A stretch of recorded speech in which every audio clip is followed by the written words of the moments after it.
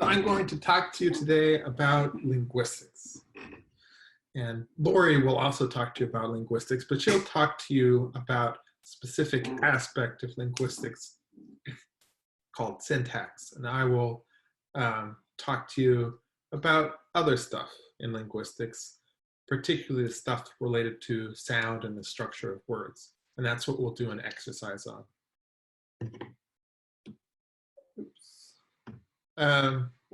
So this is kind of an outline of where we're going.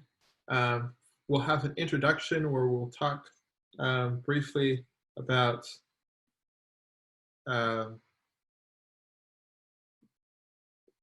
what linguistics is and how it works. And we'll discuss phonetics, which is about the physical sounds in language, not about how they pattern in language and the grammar of the language, but about what they actually are like in how they're produced and in the acoustic signal that they produce. And then we'll talk about phonology, which is about how languages pattern in language, how they're used to create higher order structures like syllables and words. And then we'll talk about morphology, which is about the structure of words, the internal structure of words, and very briefly about syntax, semantics, pragmatics, and discourse, and then about sociolinguistics. But this is basically one slide each. So mostly you're going to hear about these things.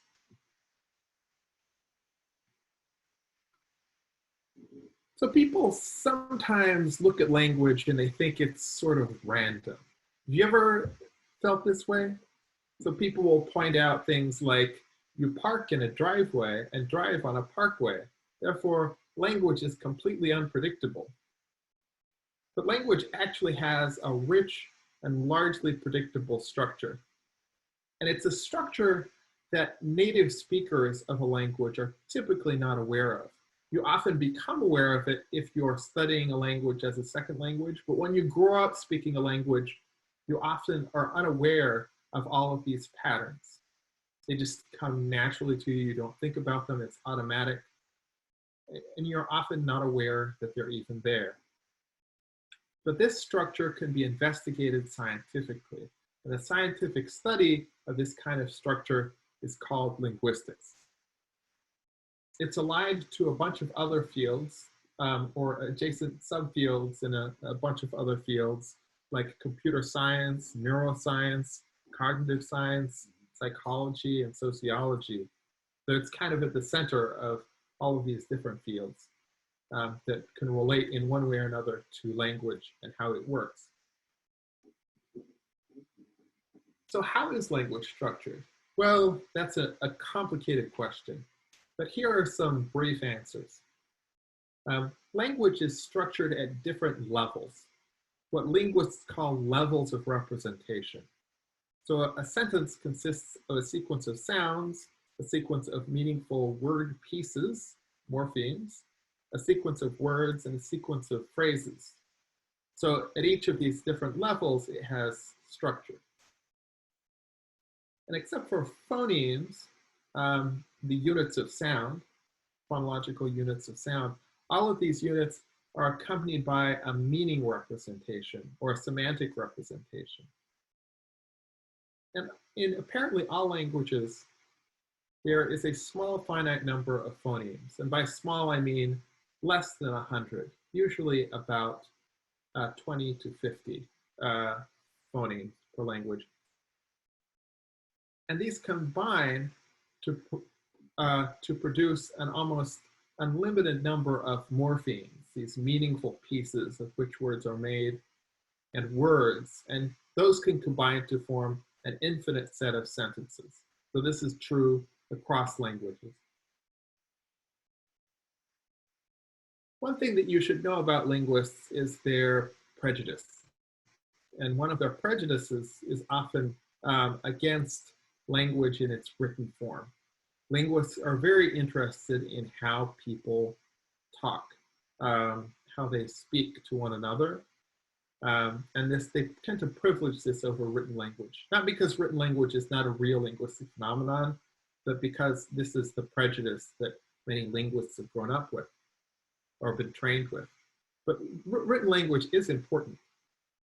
So systems of sounds in language are called phonologies, and systems of written language are called orthographies. And you're going to see these words again, so pay attention. So orthography is literally the right way of writing. That's what the word means, but it's a system of writing that is used for a particular language.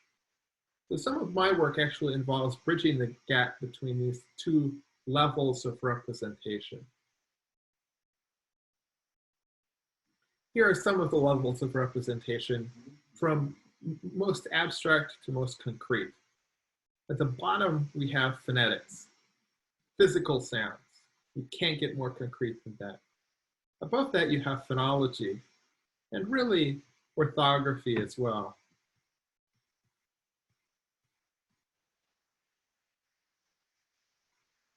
Phonemes and letters, or graphemes, combine to form morphemes. Morphemes combine to form words.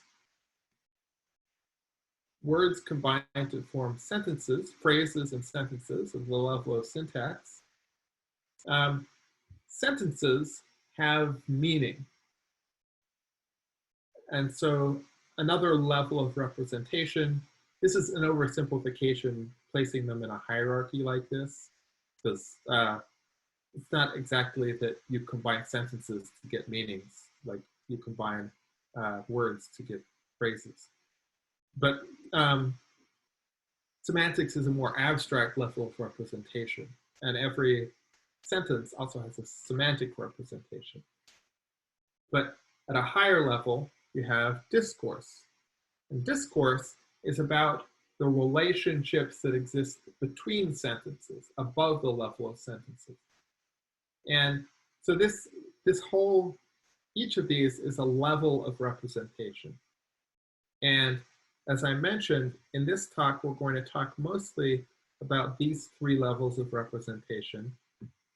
Lori will talk about syntax, and we'll just briefly mention semantics and discourse. Well, where does this knowledge come from? How do people know things about language? Well, one way that people know things that's been important in theoretical linguistics is through introspection. This is what early generative linguists like Noam Chomsky did. They sat around and they thought of sentences that were good and sentences that were bad, and then tried to explain why the good sentences were good and the bad sentences were bad in a single model. This is basically mirrors how philosophers of language work. So that's one way. Some of us are not very satisfied with that way. And so we look at other ways to gain knowledge about language. And one is to do field work, to collect field data, to go out into speech communities and gather data from speakers, report it, write it down, and so on. So this is what documentary linguists and sociolinguists do. Also, we like to analyze linguistic databases. This is what typologists do and some computational linguists do. We collect big databases of different aspects of language and then look for patterns in these databases. Also, analyze linguistic corpora, language corpora. This is what lexicographers usually do when they're writing dictionaries, what corpus linguists do, what computational linguists in a lot of cases do, a lot of documentary linguists who are trying to describe languages do, and what philologists do. Finally, there's experimental linguistics. So in psycholinguistics, neurolinguistics, sociolinguistics, phonetics, and computational linguistics, there's a lot of work designing experiments to learn things about language. So let's start at the bottom of our hierarchy of levels of representation and talk a little bit about phonetics. In this discussion, we will concentrate primarily on what is called articulatory or descriptive phonetics. So this talks about how we produce sounds and characterize sounds in terms of how they are produced by the articulators in the vocal tract of humans. Phonetics has three subfields. So it has the articulatory phonetics and descriptive phonetics, which is what we will be talking about today, allied to biophysics and aerodynamics. Acoustic phonetics, which we won't get to talk about very much, and auditory phonetics, which we also won't be able to talk about very much because we just don't have time. But knowing about articulatory phonetics will get you started in understanding the things you need to understand to go to higher levels of representation. So articulatory phonetics is the study of the mechanisms by which humans produce speech sounds. And to understand this, we have to look at the vocal tract and the anatomy of the vocal tract. And in order to do this, phoneticians like to split people's heads in half and look at them from the side. This is called a mid-sagittal section. And you can see that there are a bunch of different parts of the vocal anatomy. From the lips, to the teeth, to the different parts of the tongue, to the on top, the palate, the soft palate and uvula, and then the glottis, which is in the larynx. It's the two vocal folds together. We'll talk a little bit about that in a minute. So you can characterize sounds that people make by where in this vocal tract, where in this passage there is the greatest constriction, and whether this passage is open or closed, whether this port here is open or closed.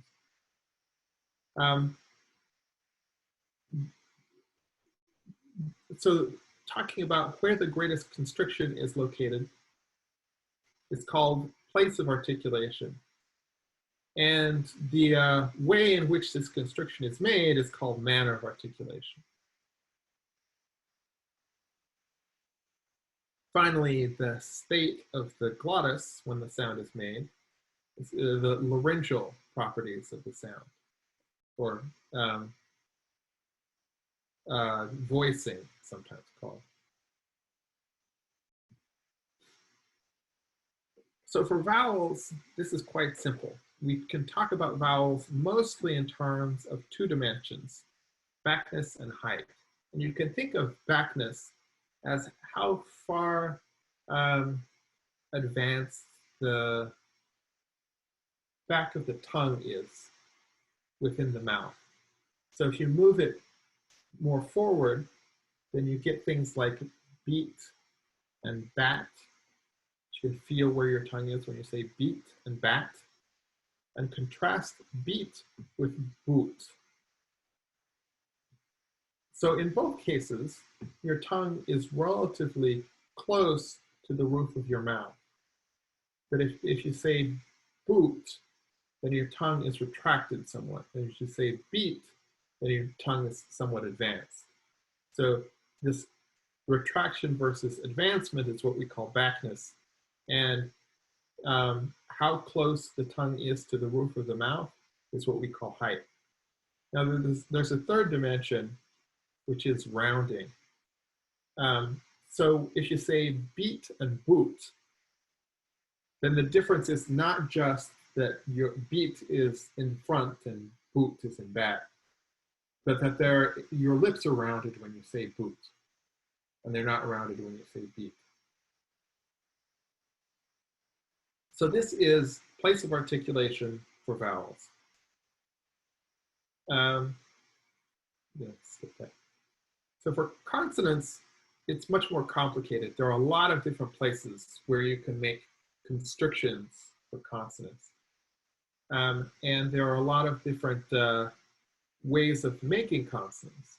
So vowels is pretty much just one way. Your vocal tract is relatively open, and you vibrate your vocal folds while you produce, leave your vocal tract somewhat open, and the resonances produce the characteristic vowel sound. For consonants, it's much more complicated. You have lots of different ways you can make a consonant. There are plosives, or oral stops, like the P in parcel tongue. There are nasal stops, sometimes also called just nasals, like the M in muggle.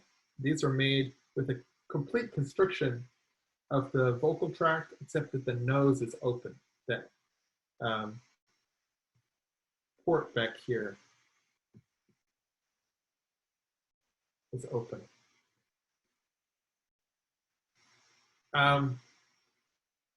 There are trills. These are sounds like bra or ra, that where you produce a loose closure that makes an oscillation when you blow air through it. It's a flap or a tap. These are like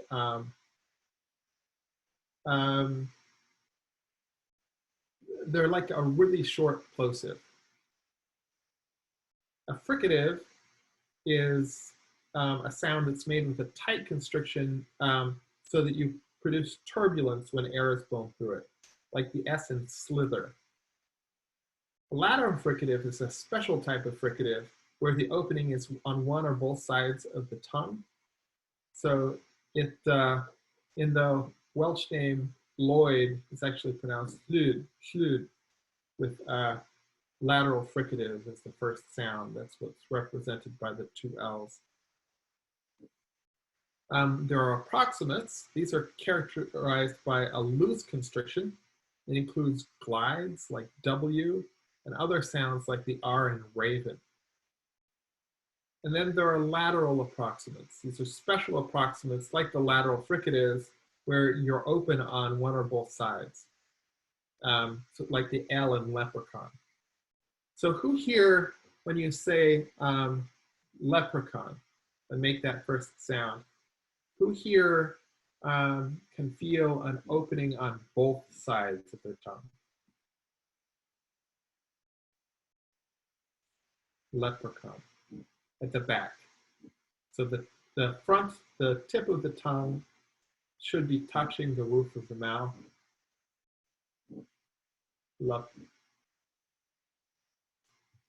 Kathleen? So you're open on both sides? Yeah, it is. Okay. Who is open on the left?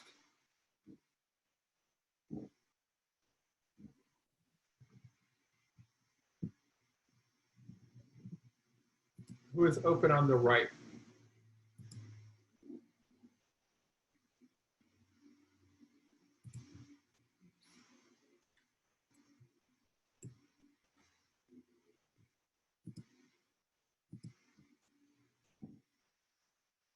I think mine is both as well. Both sides? So I make mine open on the left because I studied at Berkeley and that's what they taught us to do, but everything is on the left. Yeah. Just kidding. So that's a lateral approximate. So far we have place, manner of articulation, voicing. So voicing is about what is happening with the vocal folds, the glottis. And here's a picture of the glottis. Somehow I lost my,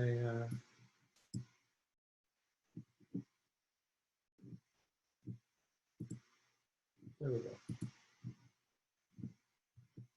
There's a picture of the glottis. And these things here, this is the opening in the glottis. And these things here are the vocal folds or vocal cords. And so they're what vibrate when you make a vowel sound. And different sounds can be made with different states of the glottis. They can be open, they can be closed, they can be open just enough for them to vibrate, and so on. So linguists love confusing terminology. It's like they live for confusing terminology. And so the glottis is one area where they like to confuse people. So the larynx is this cartilaginous structure that contains the glottis. And for many males, then part of this protrudes from the throat right here, and it's what we call the Adam's apple. But inside of the larynx are the parts, the important parts that open and close and vibrate, and these are the vocal folds, also called the vocal cords.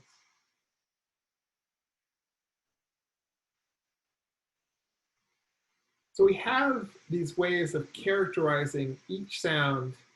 Somehow I missed the slide. I left out the slide about place of articulation for consonants, which is unfortunate. But we can characterize all of the sounds basically in the world based on 4 parameters, and most of them based on 3 parameters. So the 3 parameters are place, manner, and voicing.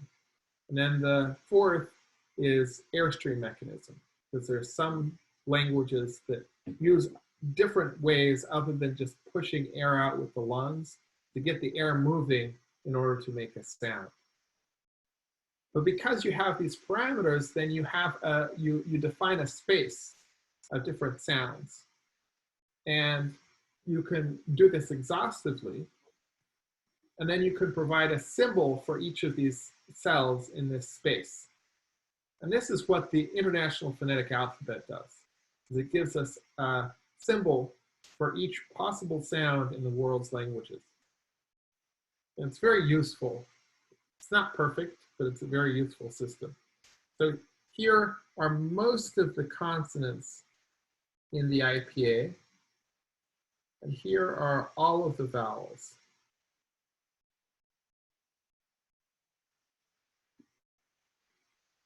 So we'll get back to the IPA. In fact, we'll use it in our exercises.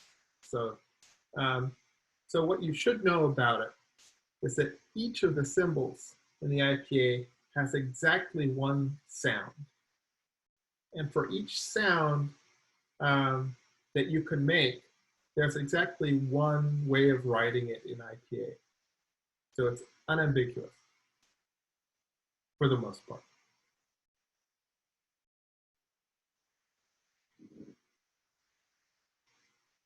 Many of the world's languages, and there are about 7,000 of them, probably actually a majority of the world's languages use pitch to distinguish words.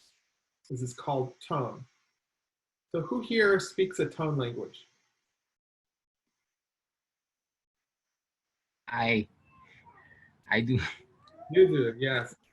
Yeah, Igbo is literally a tone language. Yoruba is also a tone language. Yes, and Yoruba. Sometimes even it murders the way you speak English sometimes.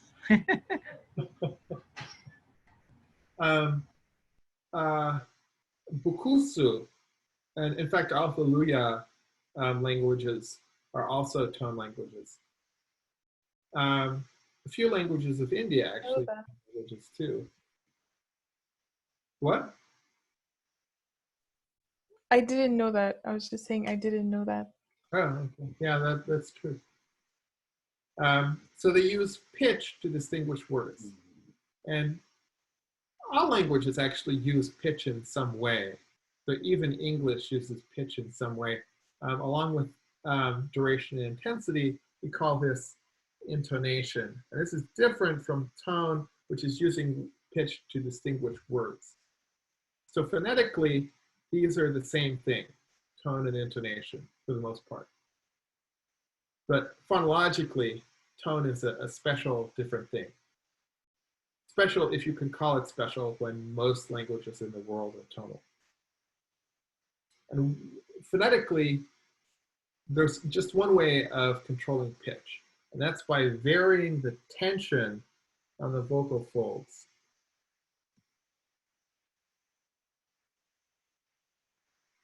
And so in doing so, modulating the rate at which they vibrate, Kathleen?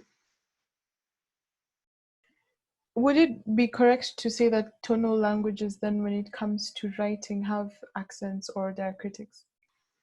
A lot of tonal languages are written with accents or diacritics, yeah. Not all. There are other ways of writing tone. So in a language that I know very well called Hmong from Southeast Asia, tones are written by writing letters at the ends of syllables.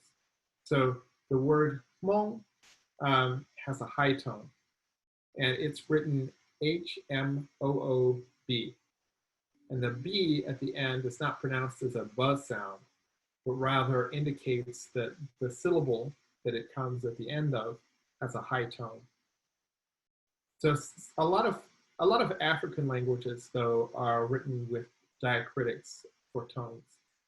And in fact, a lot of other languages in the world too, Vietnamese, for example. But it turns out that in a lot of tone languages, the tone is not written at all. So for a lot of Bantu languages, then people don't write the tones. In Igbo, do people usually write the tones in Igbo? Yes, yes, people often write the tone in Igbo. The lower tone means a particular sound, and the upper one is differentiated by the tone marks. So I know in Yoruba, it's pretty common for people to write without the tones. It's very annoying, actually, as if you're doing NLP, because you don't know whether people are using tones or not. Whether people Yeah, for write with tones or yeah, not. We have mixed data where the same word may be written with or without a diacritic. yeah, for often for Yoruba, somehow they use do, re, mi. That's the do talks about the intensity of whether the sound is going to be deep, then re, just the three tone marks, and they use those tone marks to differentiate the language. Right, right. Yeah. So tone is important, and we'll maybe talk about that later. So why should you use something like IPA? Why not just use orthography? Well, some orthographies faithfully represent the pronunciation of a language, like Spanish or Hungarian or Vietnamese. But others, like English and Chinese, don't show a very clear relationship between sound and symbol. So if you learn to read and write English, even as a first language speaker, is it easy to spell in English? I find it terribly hard to spell in English. My spelling is much better in Hmong than it is in English. Because in Hmong, I can just write what I hear. But in English, it's very complicated and somewhat irregular. So English orthography is not a good way of representing the sound system of English. It's not really a good way of doing anything, actually. It's just we're stuck with it because everybody has been using it for a few hundred years. Each orthography, though, it has its own conventions. So the same symbol might be pronounced in different ways, and the same sound is often represented by different symbols. So in contrast, in IPA,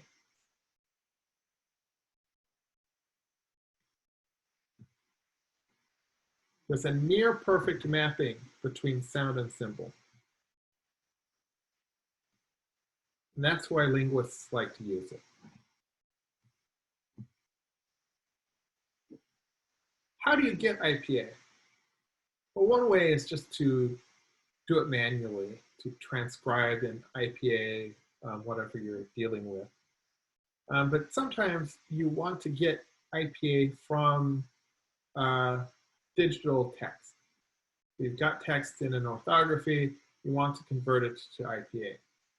So this can be obtained using grapheme to phoneme transduction, or G to P. So there are two types of GDP systems. One is rule-based. These are things like Unitran or Epitran. We'll use Epitran today in the exercise. These cover many languages where training data is not available. And they work really well when orthographies are shallow, when there's a relatively predictable relationship between symbol and sound. There are also machine learning based GDP systems, often based on weighted finite state transducers or on seek-to-seek models, if they're neural GDP systems. And they require extensive training data in the form of pronouncing dictionaries. But this is necessary if you're going to deal with a language with deep orthographies like English or Arabic. So these have very deep kinds of patterns rather than surface patterns. And so you need machine learning to basically figure out what these patterns are and replicate them.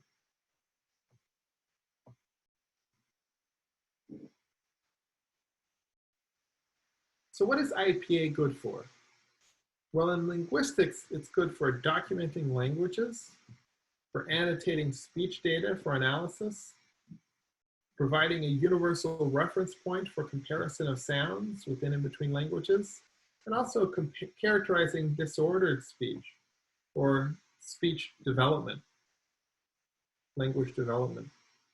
What about in speech and language technologies? Well, one thing is textually representing pronunciation for speech recognition and speech synthesis. So this is an important application of this to speech. But you also may be interested in how you can apply this to other aspects of NLP. And one thing is, one example is in projecting data from different languages into a single representational space on a level of sound for transfer, for identifying names, and so on. And I think there are other things that are yet to be discovered, other applications of this for NLP. So let's move on to phonology. Phonology is about sound patterns. And if you look at these data here,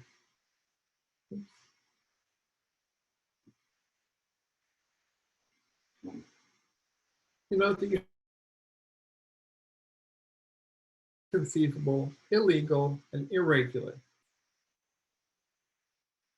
This morpheme here always has the same meaning, but it changes in form. What makes it change in form? Why do you have impossible but intolerable, but illegal but irregular?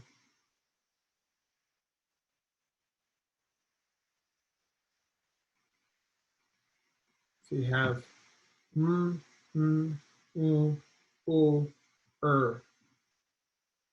IPA. Well, it's based on what comes afterwards. So this has these two, M and P, have the same place of articulation. N and T have the same place of articulation. Ngma and K have the same place of articulation. And then L and L are identical, R and R are identical.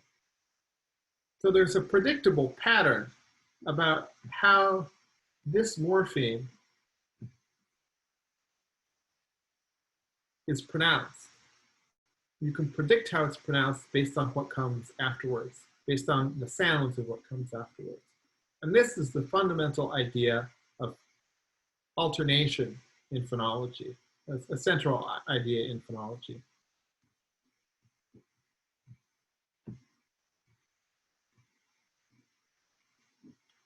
So here's a simple example. So English plosives these words that are made with a complete obstruction of the vocal tract, are pronounced differently depending on where in a word they are located, where in the syllable specifically they're located. So if you say pin and then nip, nip, pin, nip, spin, do you notice any difference in the P? If you say pin with your hand in front of your mouth, everybody do it. It's ridiculous, but you have to do it. Otherwise you fail. Pin and tick and kin. What do you feel?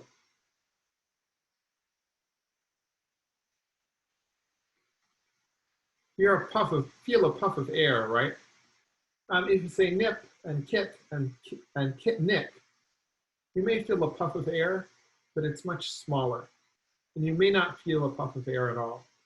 And in fact, in spin and stick and skin, there's no puff of air accompanying the spin. There's air coming out from the S, which is a fricative. But this is, the puff of air makes something what is called aspirated. Having no puff of air makes something unaspirated. And in fact, if you take sound editing software and you take these unaspirated spin, stick, and skin, and you cut the S's off, then what you're going to hear is bin, thick, and gin. Because these are not aspirated.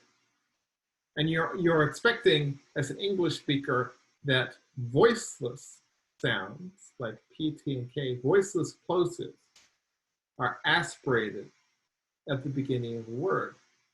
And your brain is saying, that's not aspirated. That must be B, D, and G, not P, T, and K.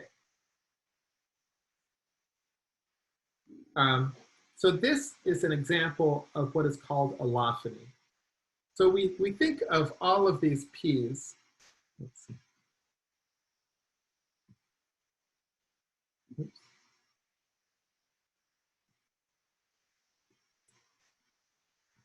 We think of P, this P, this P, and this P as all being the same sound. They all function as if they're the same sound. So we say they're all one phoneme. They're all realizations of one phoneme. But they have different physical properties. They're phonetically different. And you can predict where you get which variant. You get aspirated variants at the beginnings of syllables, stressed syllables and word initial syllables. We get unreleased sounds at the ends of words, and that we get unaspirated sounds, unaspirated plosives after S. And at the beginning of the syllable. So these different realizations we call allophones. So we talk about a phoneme as being a set of allophones. And those different allophones all have a predictable distribution. Just before we move on, just I thought I'd mention that in Indian English, we don't have these as initially aspirated. Right. I would say pin, tick, and kin. Right, right. It's true that there's a lot of variation in languages in terms of allophony. And this is something that people actually make fun of in Indian English. So there's this comedian, an Indian comedian who talks about how he went into a home improvement store and asked for some paint. And the guys like covered their mouths and went behind the aisle and said, paint. He asked for paint. And thinking it was the funniest thing in the world. And he's like, we know we have an accent. You don't have to make a big deal about it. But yeah, so Like yesterday, I was telling the group that my name, so it starts with a dental T. But when I try to tell Americans that my name is Tanmay, since the initial aspiration is not there, they think I'm saying Danmay with the D. yeah, So to make you understand that it's a T, I probably have to say something like Tanmay or something. right. Yeah. Yeah.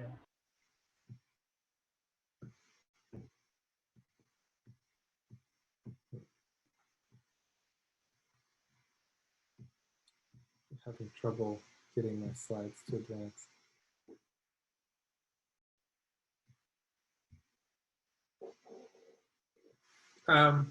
So Korean also has allophonic variation, as most languages do.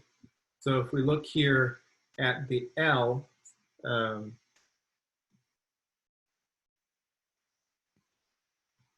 L sounds,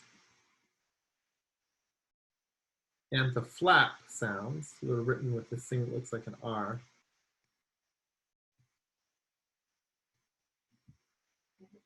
We note that they occur in what is called complementary distribution. That means they never occur in the same environment.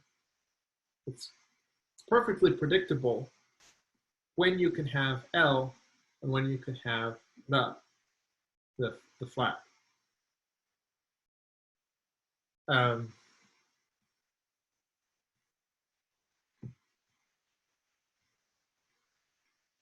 So what this leads us to believe, and this in fact is borne out by the way that the sounds behave within Korean, that L and flap are allophones of the same phoneme.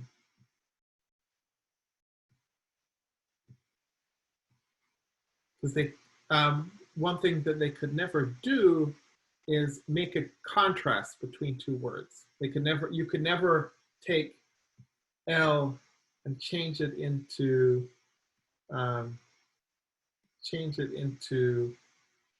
flap and get another word, because the flap could never occur in that same environment. So we say they're allophones of one phoneme because they're in complementary distribution, and they are phonetically similar.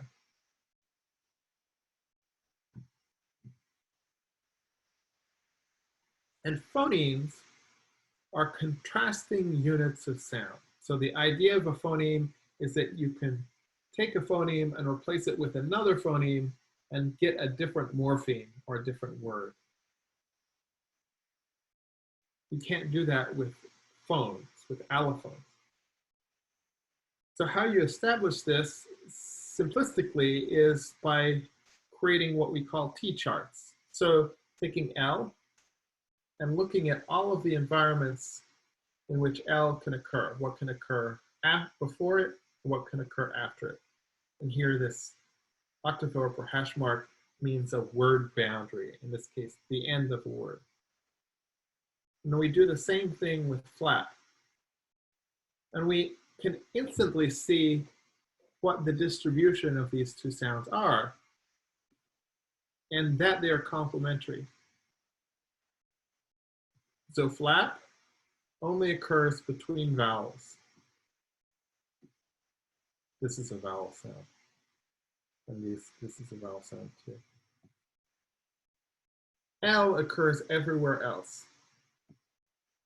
So it can formulate a rule saying that this phoneme, which we'll call L, is realized as flap between vowels and is realized as L elsewhere.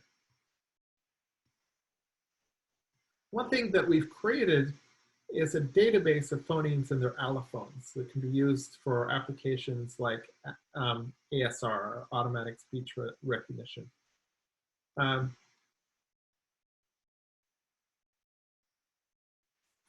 So we'll talk about that a little bit later. So one thing, returning to the first phonology slide, is the fact that the same morpheme, the same meaningful unit of a word, can have different forms depending on the phonological context in which it occurs. So one example of this from English is the plural suffix that we write as S. So if you say dog and dogs, cat, cats, horse, horses, then you'll note that the plural suffix is pronounced three different ways. It's pronounced like a Z, pronounced like an S, pronounced like a schwa followed by a Z. Schwa is this vowel, is a vowel.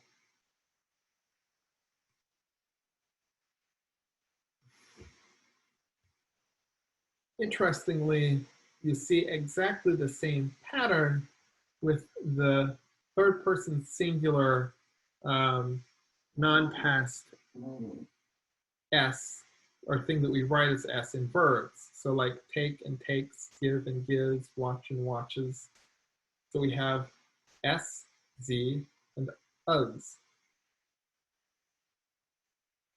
And if we look back here, if we look at the phonetics of these things, then we know that G is voiced, T is voiceless, and S is a sibilant fricative. V is voiced, K is voiceless, and Ch is a sibilant affricate. It's basically a sequence of a plosive and a fricative. So there's the same pattern for these two different morphemes that's controlling how they get realized on the surface, how we pronounce them, and in some cases, how we write them.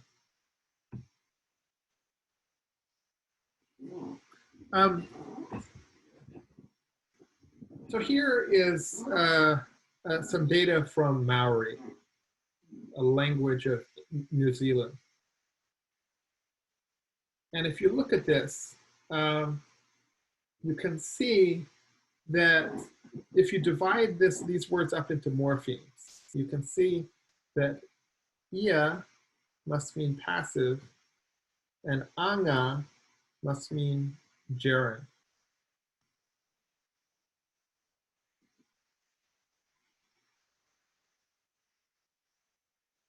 So what is the basic form of catch?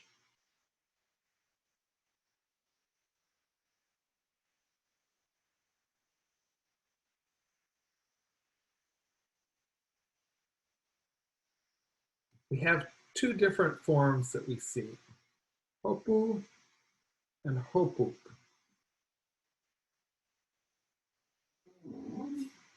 Which of these would you say is the basic form that you could get the other form from most easily?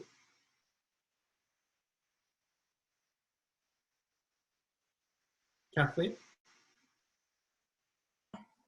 Hopu, Which without one? the K. Without the K? Yeah.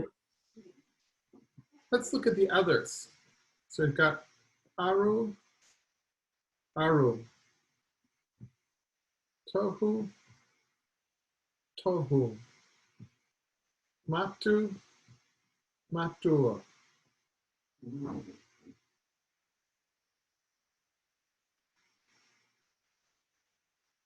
If we want to write a rule to get from hopu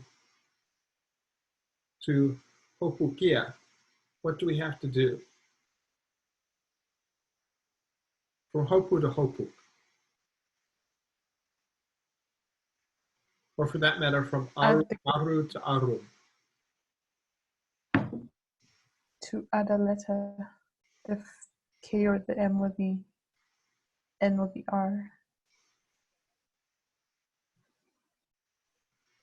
So how do we know we have to add K or M or Engma or R? How do we know which one to add?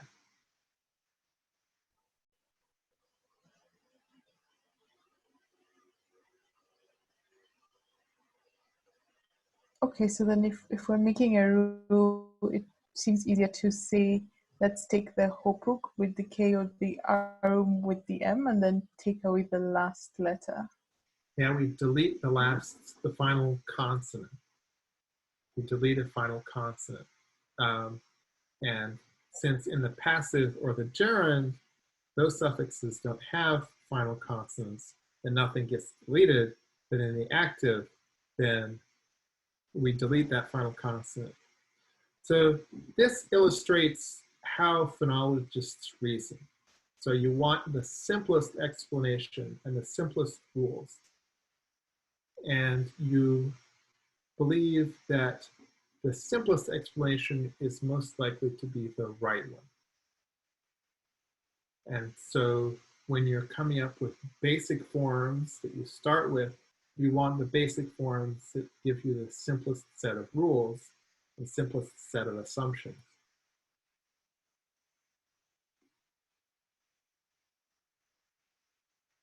So we can do all of this with one rule that says consonants are deleted, go to empty set, in the environment such that it occurs at the end of a word. Likewise, for English voicing assimilation, we can say that the plural suffix and that verb suffix start out as Z, and it becomes S in the environment after a voiceless sound and before the end of a word. And the rule that inserts the schwa, that little vowel, says that the empty string becomes the vowel in the environment such that it's between a sound in this set and a sound in this set. So the underscore in all of these cases indicates where the replacement takes place.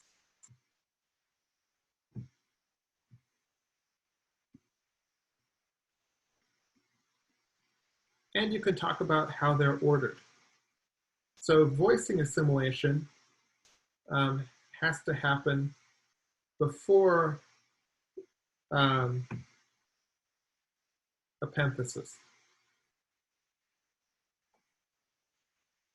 And if you do that, then you can explain why when you have epenthesis, you always have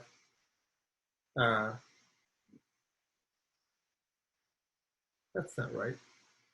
Anyway, that's not important. It's epenthesis before voicing assimilation.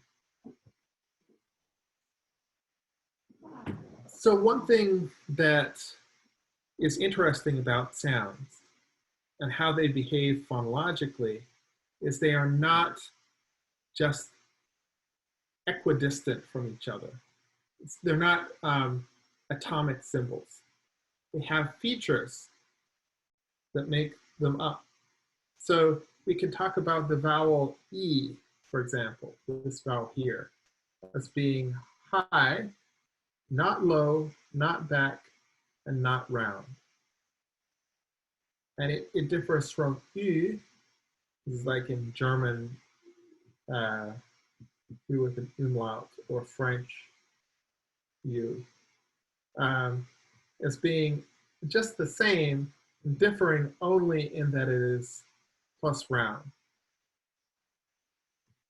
And we could talk about U as being just the same as Ü, except that it is plus back.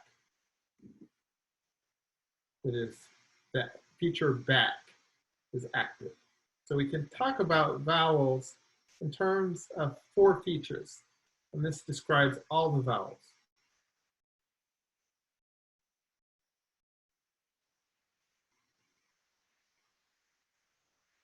You can also talk about consonants this way.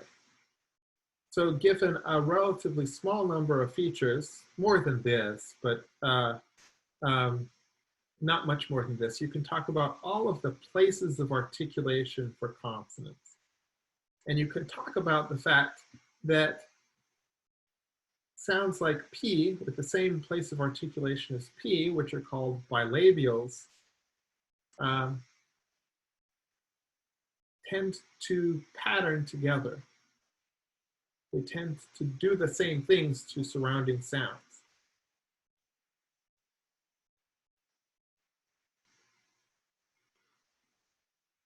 One thing that we'll talk about in the exercise is that you can extract features from IPA representations. And one way of doing this is using a tool that I wrote called Panphone.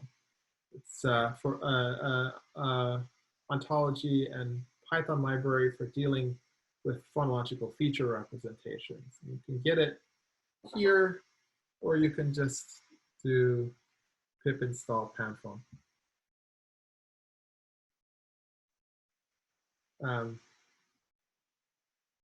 So it can do a number of different things.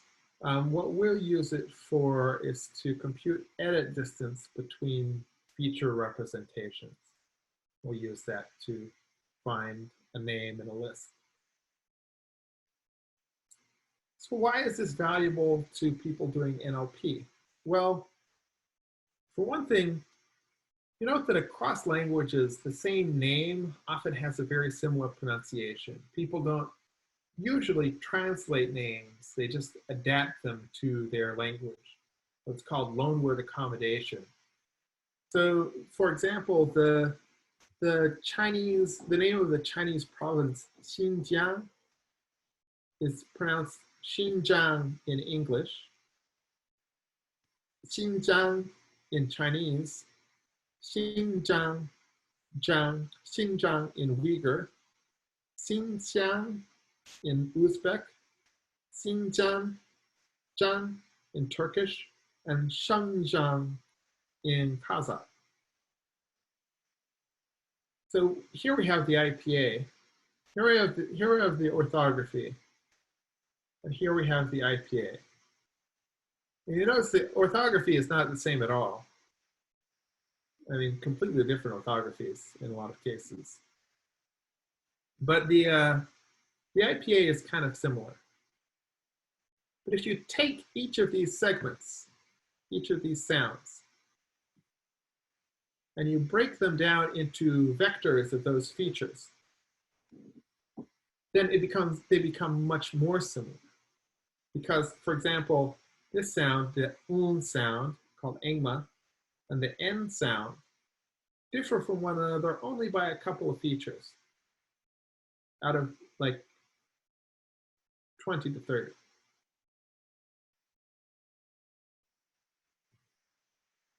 So this is how we use this in a paper that we wrote. This is for finding named entities, names of proper names in Uyghur, language of northwestern China, using data from Turkish, which is a related language spoken in Turkey. So basically, we took all of the data. We took data in orthographic representation. This is how Uyghur is written. And we used Epitran to convert it to an IPA representation. And then we used Panphone to convert that to a feature vector representation. And we did the same thing with Turkish.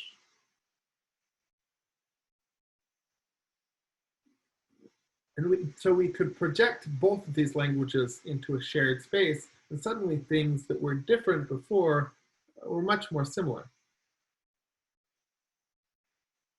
Another resource that is useful for looking at phonological features across a vast number of languages is called Foible. It's a database of segment inventories for a large number of languages, which has phonological features for each segment in each inventory. It uses a little bit different system of features than Panphone. And one ambition that I have is to add the foible features to Panphone so you can choose them optionally because they have some advantages. So any questions so far? I've been rushing through this because I realized that I prepared more material than I have time to cover.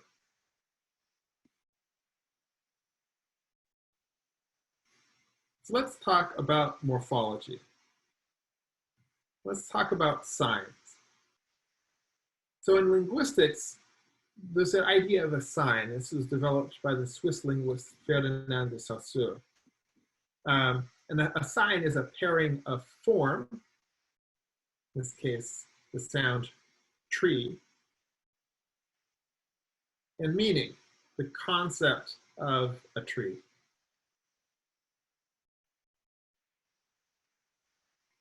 The minimal sign is a morpheme.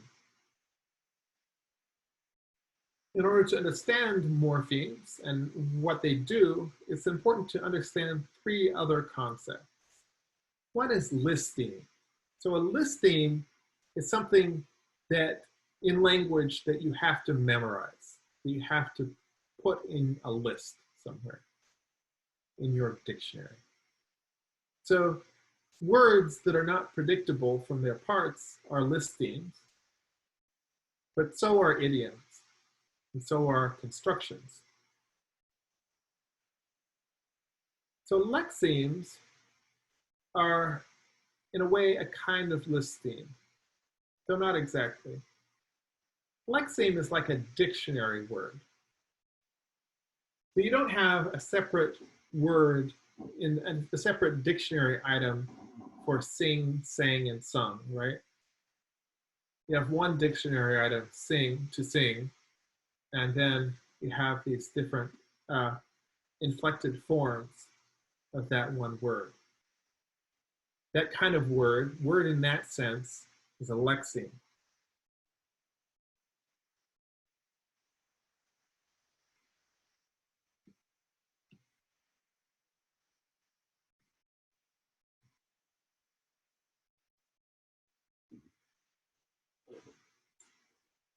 So word generally could refer to lexemes, or it could refer to words in other senses.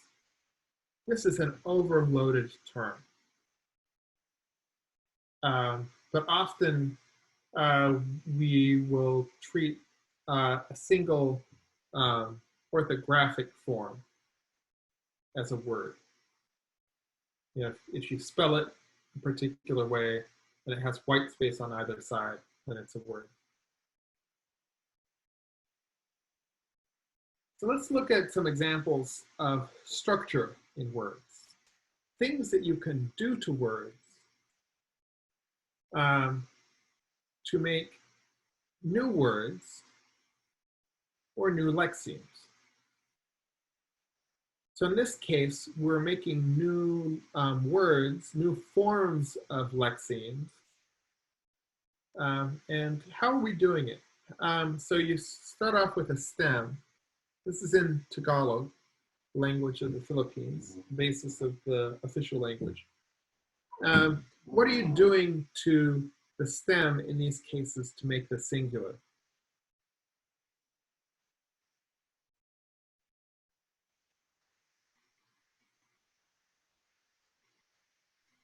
You're adding a prefix. You're adding the prefix ma. What Yeah. about the plural?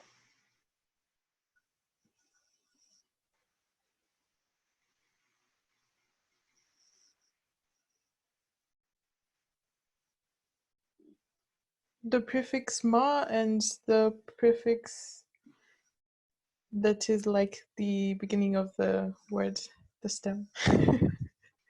So that is called reduplication. So here we have two formal processes that are used in creating new forms of a word. One is prefixation, which is a kind of affixation. And one is reduplication.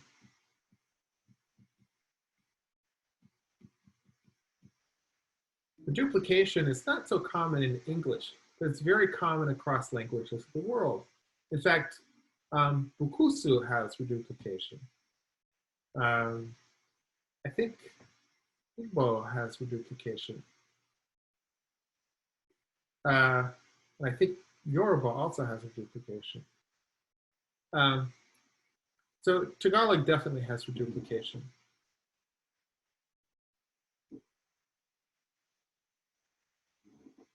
And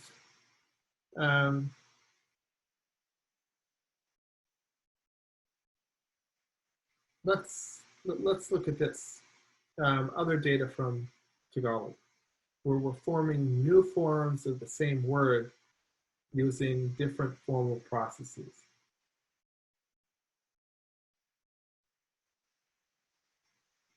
Ignore this line.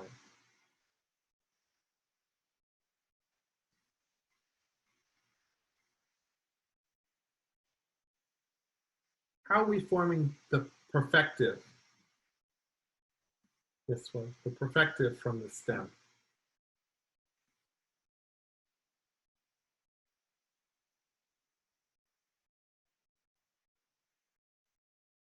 You're adding words in between after the first letter. Yeah, we're adding after the first consonant. This is what is called infixation.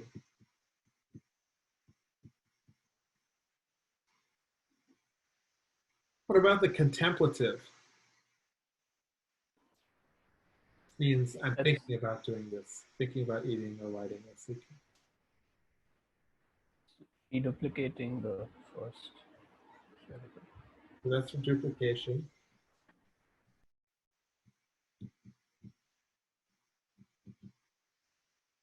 What about the imperfective? That's like eating, writing, seeking.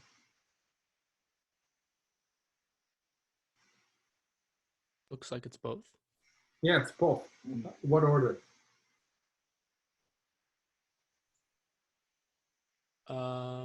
Reduplication, then infixation. Yeah. So if you're duplicating, then infixing into that. Yes, excellent. So far we've talked about affixation, including prefixation, reduplication, and infixation. Let's look at a different language, German. So what do you see here?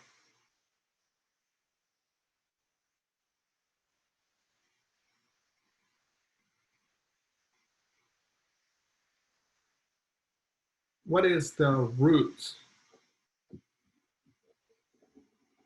of this word, meaning to make? I think it's mach. Mach? Yes, it's this part here. So for the present, in the first singular, we have a suffix suffix st, suffix t, suffix en, suffix t, suffix en. So we have suffixation. Another kind of affixation. In the perfect here, what is going on? How do you make the perfect? So if this is the root, You add both a g and the t at the end. yeah.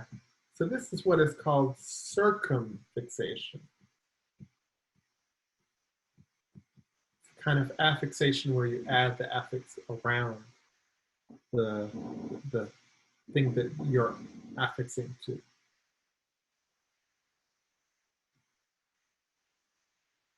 Then we have Arabic. So Arabic and other Semitic languages like Hebrew and Aramaic and Amharic, Tigrinya, they all have what is called root and pattern morphology. So so this is the, these are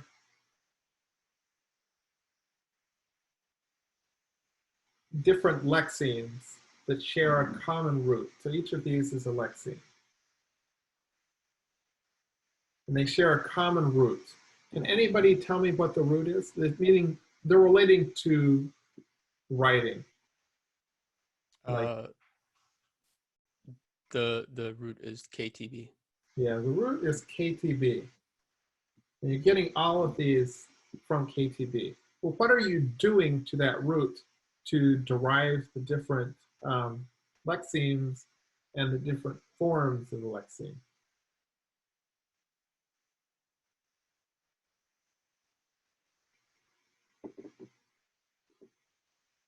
There's different types of infixations. It's like infixation. It's like you're taking, this is crazy. This is just in Semitic languages, but you're taking the root that usually consists of 2 to 4 consonants, and you're shoving vowels in between the root. But not just that. What about here? In the active and passive for the second series. The consonants are getting geminated. You have gemination, lengthening of the consonant. So for each of the cells in this paradigm, you have, in this this set of data, you have a pattern of consonants and vowels, and you're putting the root and then vowels into that pattern. This is called root and pattern morphology. And it's, in a way, the most formally complicated kind of morphology in the world. Computationally, it's sort of, it can be a little challenging to deal with. People end up just listing a lot of stuff.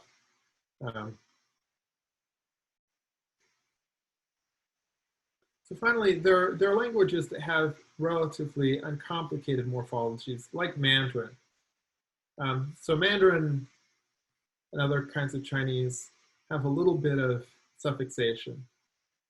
So this is a plural suffix that attaches to pronouns.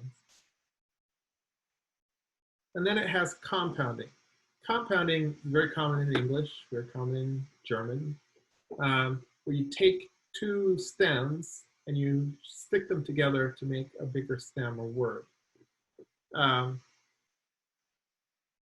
So for example, taking eye and medicine and joining them together to make eye medicine. This is an example of compounding. In English, we also have what is called internal change, or ablaut, or apophony. And it has 2 types. They're called ablaut and umlaut. In English, 2 types. These are not language universal. So ablaut is like sing, sang, sung, and umlaut is like foot going to feet, or tooth to teeth. So ablaut affects verbs, and umlaut affects nouns. And they have a little bit different patterns. But basically what they have in common is, instead of adding a prefix or suffix or duplicating or infixing, you're changing some sound inside of the word to change its morphological status.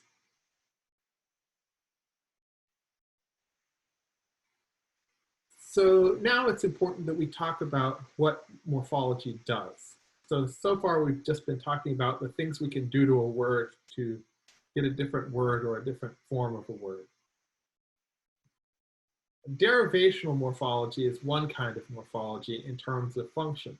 And derivational morphology creates new lexemes. It always changes meaning or part of speech or both.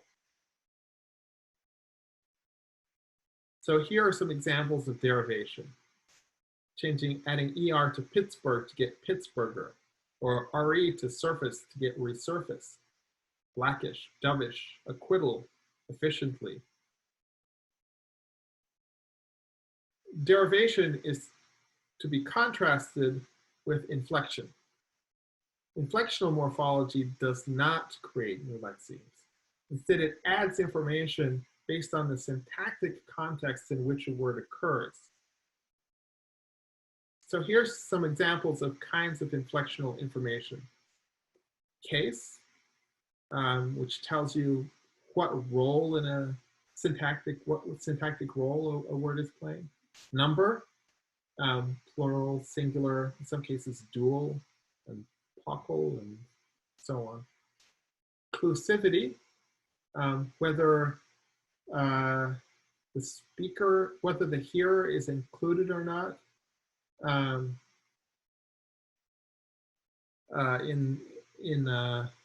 an agreement system. Tense, aspect, and modality, or TAM, also includes what's called evidentiality, which is a way of expressing how sure a speaker is of some proposition that's being expressed through that verb. Formality, and maybe voice too, depending on who you ask. This is like passive versus active voice, causative, applicative. So this is something that is interesting to people who are working on Bantu languages like Bukusu, or for that matter, Swahili. You know, there are mechanisms for indicating voice that are far richer than in English. And some people would consider those to be inflectional, although I think they're better treated as derivational. So here are some examples of inflection. So dog to dogs, walk to walks, walk to walked, walk to walking. So English is particularly deficient in terms of inflectional morphology. Most other languages have a lot more. Hindi has a lot more. Bukusu, Swahili have a lot more. Igbo and Yoruba have a little more, although they're not particularly rich in this area. And of course, Aramaic has a lot of inflectional morphology too.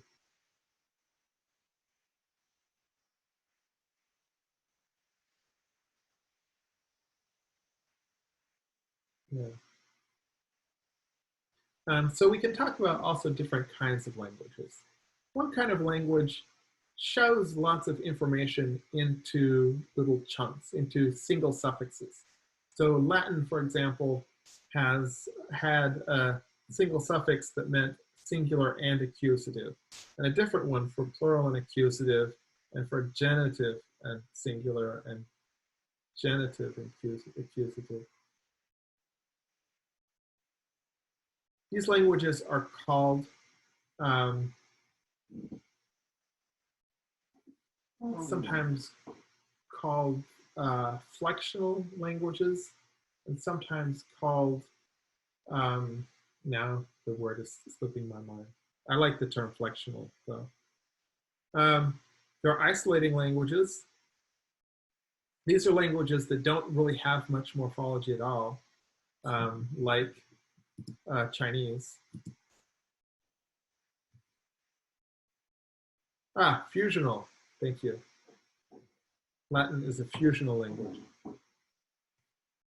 Then there are agglutinative languages, and these are languages where you can just shove a bunch of suffixes onto a single word or a bunch of prefixes and get big long words. So an example of such a language is Turkish, where you have a single word that can mean of ours that were unable to be Europeanized. And finally, fusional or flexional languages. German is another example, like Latin. People sometimes also treat templatic languages, like Arabic, as an example of this, or as a different type. Although really, if you ask me, they're just a subtype of these fusional languages that happen to employ this root and pattern formal device. Last of all, people sometimes talk about polysynthetic languages. They're languages in which noun arguments like objects can be expressed as part of a verb, meaning that you can have a full sentence that's just a verb. No, not through agreement or in person and number or anything like that, but by incorporating the noun into the verb, as in this example from Nahuatl. So flesh is nakta, and this TL is a suffix that just means nothing, that occurs on nouns when they're not attached to anything else. So you can say nich wa inaktal nadal nakdal. It eat the flesh, where this is agreement with the object, and this is agreement with the subject. What you can do is take nakja and put it inside of the verb. So you get a verb that means I flesh eat. That's called noun incorporation, and that's something that polysynthetic languages do, so-called polysynthetic languages.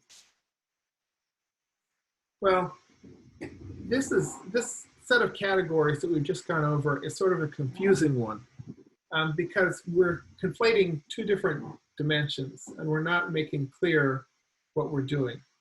We're talking about the formal devices like prefixing and suffixing and so on. And we're talking about how many units of meaning are in a single, are indicated by a single device, a single operation.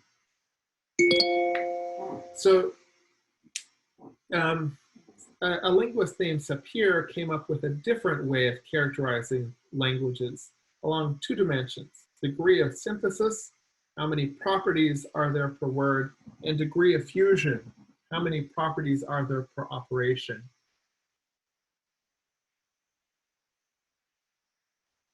So a language like Turkish would have a high degree of synthesis.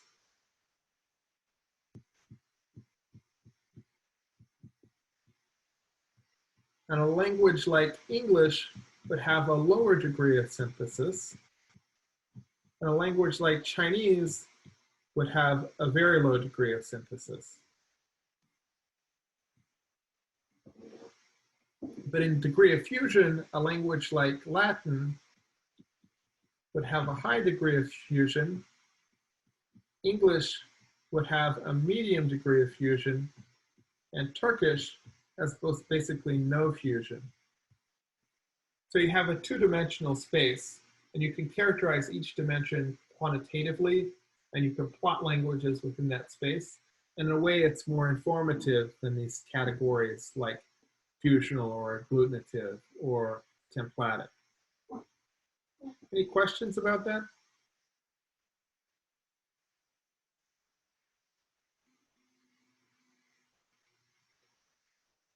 So in the interest of time, I'm going to skip the rest, but I'll put my slides up where I'll upload my slides so you can see them if you want. There's not a lot of information there, but I would like to move on to the exercise.